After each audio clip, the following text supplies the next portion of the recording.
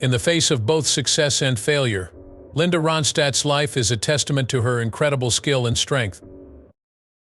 A life-altering diagnosis of Parkinson's illness was thrust upon her in 2012. Her voice was silenced by that horrible disease. The legacy, however silent, continued to reverberate. Although she came from a musical family, Linda has the passion and determination to become one of the most varied and impactful artists of her era. From dominating the music industry to fearlessly combating Parkinson's disease, she has an unwavering determination that shines through in her quest, and it shows. In my opinion, my political ideas are not particularly contentious. Nuclear war, isn't it terrifying? The third child of an already large family, Linda came into this world on July 15, 1946. Gilbert Ronstadt, Linda's father, was a machinery dealer and a fervent Mexican musician. He instilled in his daughter a deep appreciation for music. Because her mother, Ruth Mary Koopman Ronstadt, had ancestry in Germany, England, and the Netherlands, Linda benefited from her upbringing in a multicultural environment. Music began to influence Linda at a young age.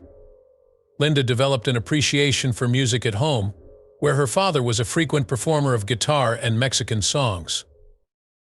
Linda began singing at an early age and was a member of the folk group the New Union Ramblers by the time she was a senior in high school.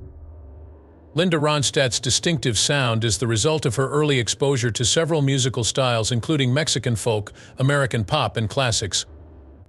No one has attempted a wider variety of styles. She gained the self-assurance that would come to characterize her later work through her performances in Tucson for smaller crowds.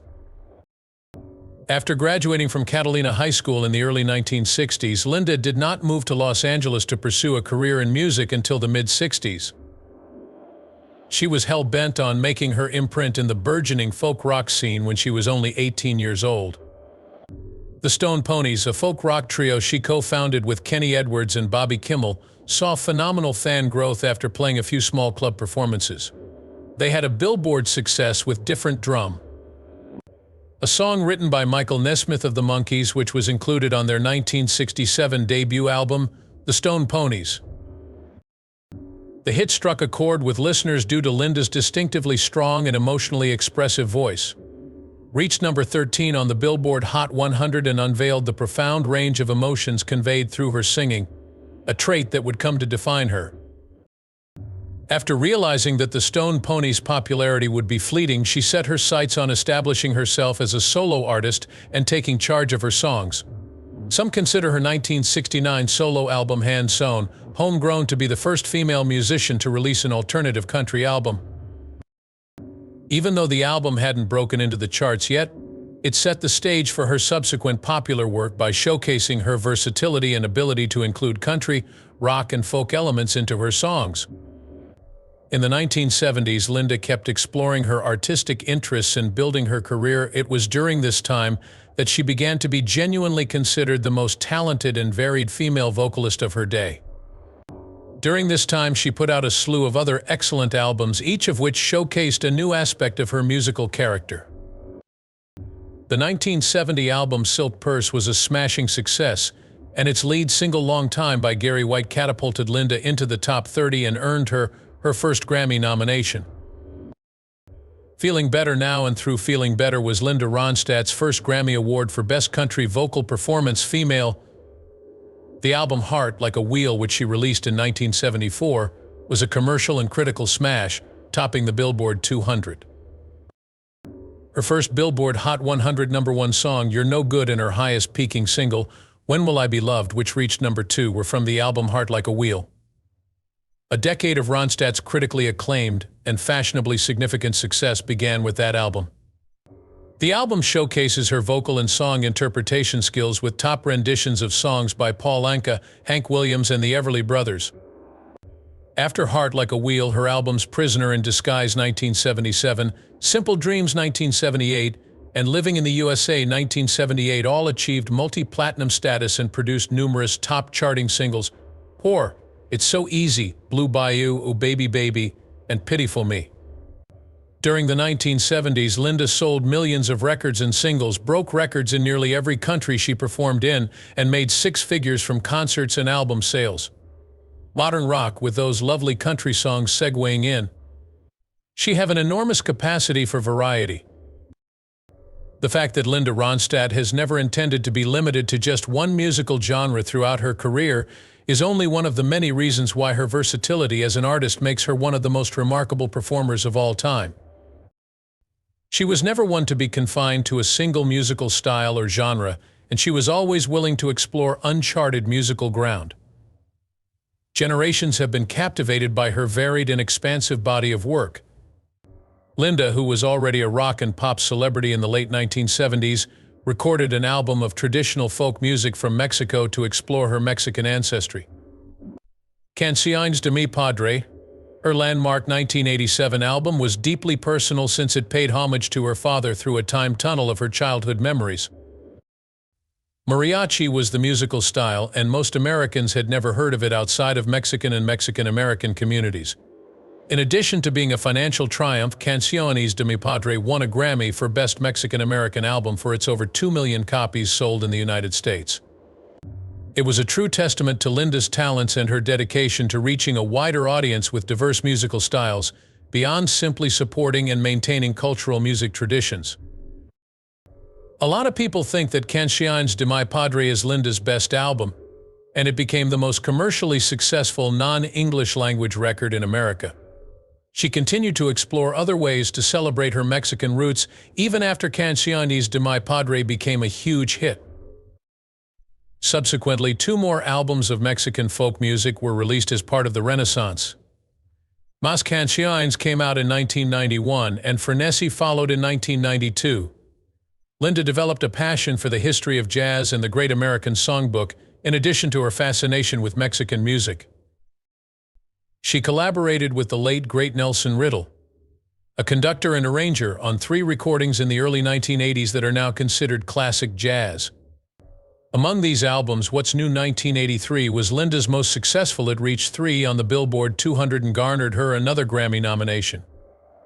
Classics like What's New, Someone to Watch Over Me, and I've Got a Crush on You are among the wonderfully produced timeless pop favorites that were given a fresh breath of life by Linda. After it, he released 2 Linda albums covering jazz standards, 1984's Lush Life and 1986's Due to Emotional Considerations. Both were highly praised by critics. Linda's maturity and flexibility as a top vocalist of her generation were laid bare by the recordings. Naturally, as a fearless woman, Linda would also be recognized for her fearlessness in exploring new musical territory before stepping foot in the studio to record. So in 1980, she stepped into the title role in Gilbert and Sullivan's The Pirates of Penzance, a Broadway comedic opera. She threw herself wholeheartedly into her new role, despite her complete lack of experience in opera and pure musical theater. Regardless, she received the most accolades for her portrayal as Mabel, which resulted in a Tony Award nomination for Best Actress in a Musical. Linda played the role of Mabel in the 1983 film adaptation of the best-selling novel The Pirates of Penzance. The film was a smashing success, which duly elevated Linda's performance to the level of a parallel, in which she duly demonstrated the merit of diversity in the performing arts. She was there in front of the cameras so many times, and the way she uttered things was the perfect indicator that she was the most promising young talent. Over the course of her whole life, Linda Ronstadt has defied all expectations and broken new ground. For many, she embodied the unwavering determination to conquer unexplored musical territory and achieve the highest levels of artistic achievement. Linda added so much passion, heart, and sincerity to her performances across numerous genres, including rock, pop, country, jazz, and mariachi, that she was widely considered to be one of the most adored and esteemed musicians of her time. Despite Linda Ronstadt's illustrious career, she faced obstacles in her personal life. Linda was going through a lot of personal and artistic growth in the shadows of the spotlight. It would appear that Linda was still battling the self-imposed pressure to be as good as she believed she should be, despite her stage confidence and charisma. She has spoken about how her mental health suffered due to her extreme anxiety before performances in numerous interviews. In my opinion, my political ideas are not particularly contentious. Nuclear war, isn't it terrifying? There was a lot of pressure to perform well and get noticed in the music business. She was the epitome of a great female artist of her period, and the spotlight was constantly shining on her. As her plans unfolded, the media and her devoted followers covered every detail. On many instances, Linda found that these demands, along with the public spotlight, were too much to handle. Despite this, Linda continued her music career since her fans wanted her to. Meditation, physical activity, and a strong social support system helped her deal with and adhere to it. She came to terms with the fact that her fear would never completely go and instead learned to harness it for what it is, a powerful motivator. Her love affairs, of course, were front-page news in her private life. George Lucas and Jerry Brown, the governor of California, were among the powerful men she dated. Regarding her private life, she made a concerted effort to be protective and rarely made direct comments about her romantic relationships. However, Linda's relationships were never a public spectacle since she was reluctant to discuss her private issues with the press. Some even speculated about wedding bells, but her secret affair with Jerry Brown was a thing of the past. But in the end, Linda severed ties with Jerry and set her sights on a successful music career. She became a single parent in 1994 after adopting a daughter named Mary Clementine and a son named Carlos. The 2012 diagnosis of Parkinson's disease was one of the most devastating setbacks she experienced in her latter years. According to her, the writings in her memoir, Simple Dreams, best capture the essence of living with Parkinson's disease. Singing is not my forte, it's as if you're attempting to paint while restrained. Despite dealing with Parkinson's disease on a daily basis, Linda has remained highly active and involved on her living platform, raising awareness about the disease and advocating for greater research and care for individuals affected. Immigration, civil rights, environmental protection, and conservation are just a few of the social and crucial political topics on which she speaks out.